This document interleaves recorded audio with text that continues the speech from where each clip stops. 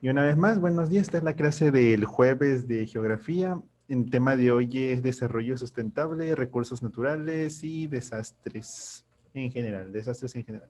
Aquí tenemos esta que es una estampa de una persona que está cultivando aquí en una zona que parece que fue recientemente urbanizada. Esta se ve como una colonia nueva.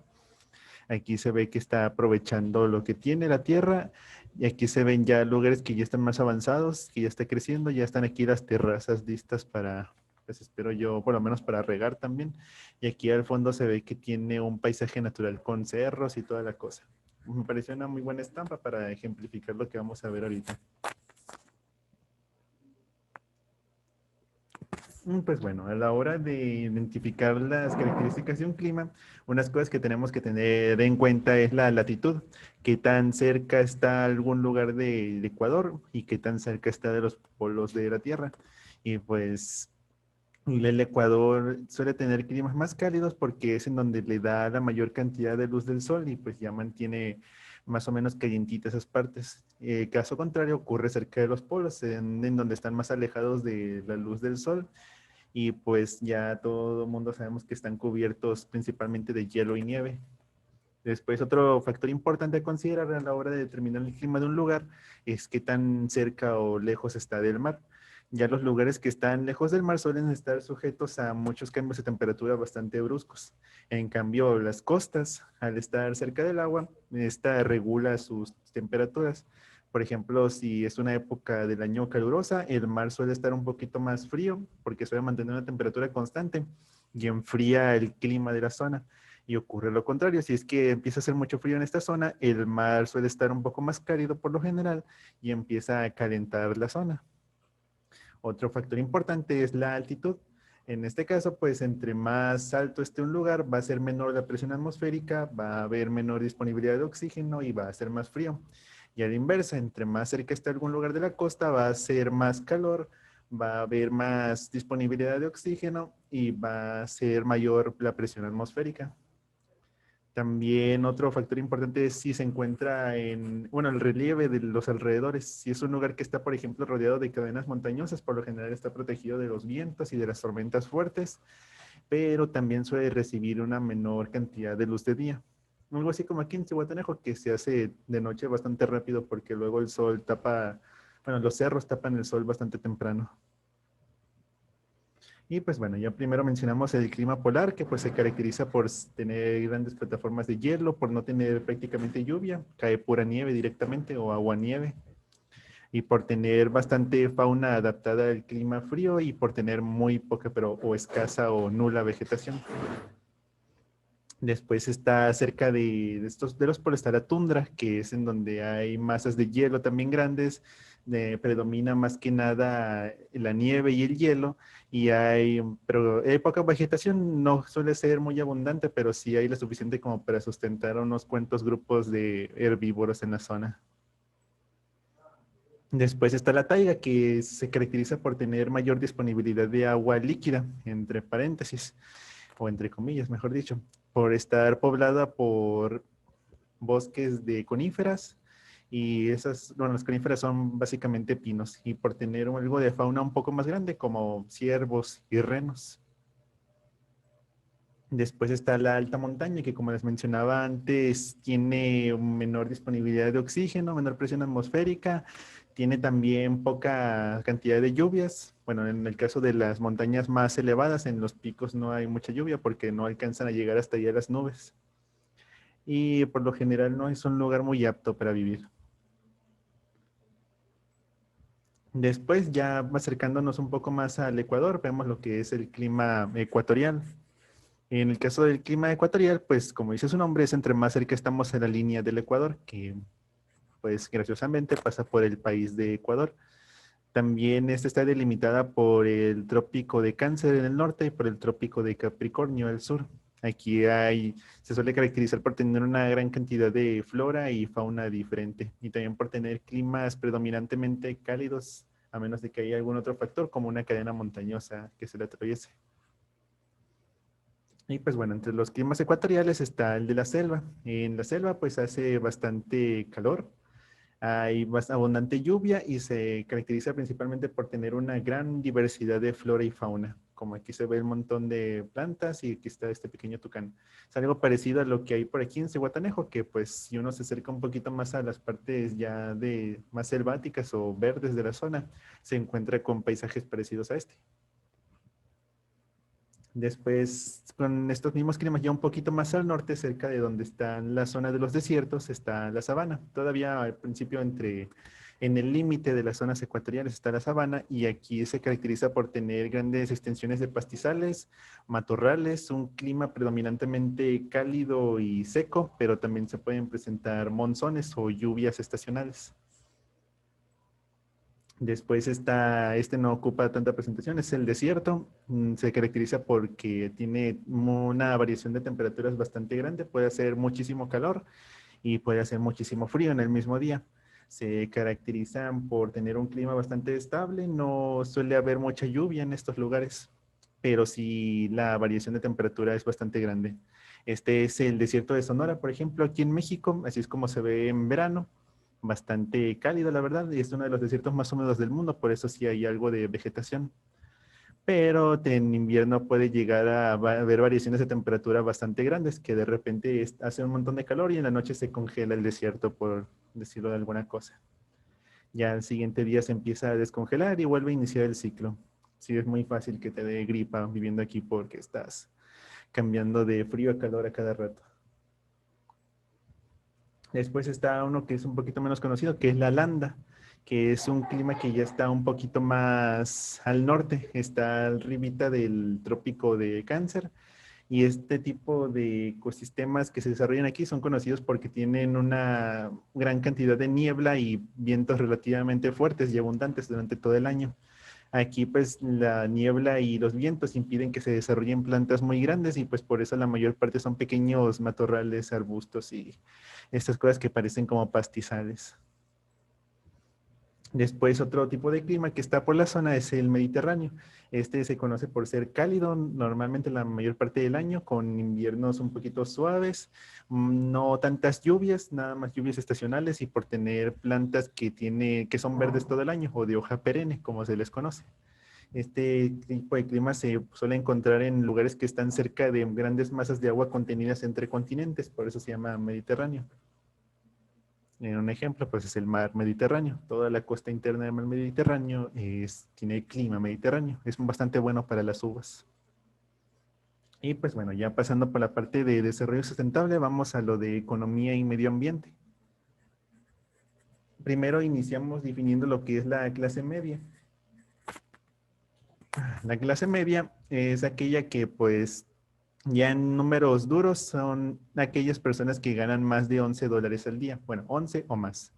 Eso sería cerca de unos 120 pesos al día mínimo para pertenecer. Este tipo de clases, bueno, sabes que también perteneces a la clase media cuando te puedes dar el lujo de comprarte una lavadora, un refrigerador, una estufa, de tener ciertas comodidades, también de tener vacaciones y de tener el capital para poder hacer un viaje de vez en cuando. Y pues bueno, ya luego aquí vemos cómo ha ido evolucionando la economía y el índice de pobreza y pobreza extrema a nivel mundial. Estos son datos del 2019 al 2014, pero es algo que se ha ido observando a lo largo de de la última década y de los últimos 50 años.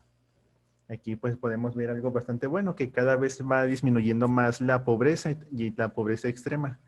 Esto ha llegado a índices de que pues si hacemos un promedio podemos estimar que cada minuto que pasa una persona sale de la pobreza extrema y una persona sale también de la pobreza y entra a la clase media.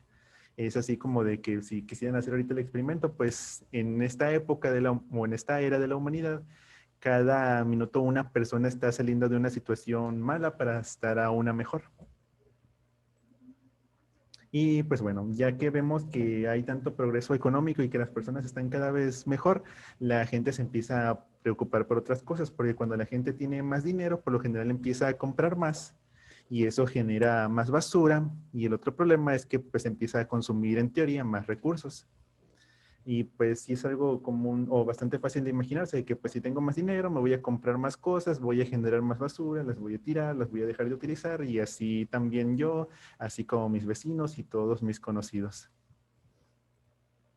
Un índice que se utiliza para medir esto, Pero para eso existe el consumo responsable, ¿no? ajá, el desarrollo sustentable.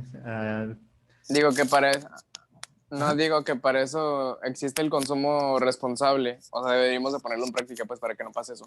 Sí, de hecho, entre más van avanzando las economías, se va buscando y se va preocupando cada vez más la gente por temas de desarrollo, consumo y de reciclaje. También cada vez se va educando más a los niños para que empiecen a, desde más pequeños a concientizarse sobre la importancia de cuidar el medio ambiente. Ese sí es un tema bastante importante, gracias por tocarlo. En un ratito vamos a llegar ahí. Bueno, entonces, después para medirlo a escala global y para poder hacer una medición más o menos precisa, porque estar midiendo de persona en persona es difícil, se suelen hacer cuentas en función de los números completos de todos los países. En este caso, se suele mirar a las emisiones relativas de dióxido de carbono, que mide cuántos kilogramos de dióxido de carbono se libera a la atmósfera por cada dólar de riqueza que genera un país.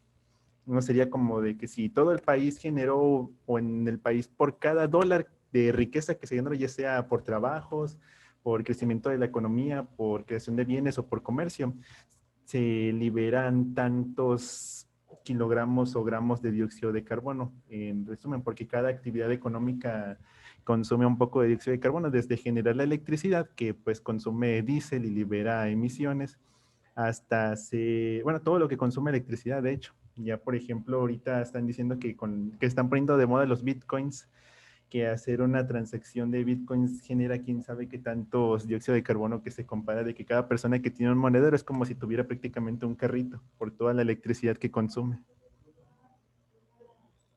Y pues bueno, otra tendencia favorable que se ha visto en los últimos años es que este índice ha ido a la baja en todos los países. Esto es gracias a que han ido avanzando las economías más grandes del mundo.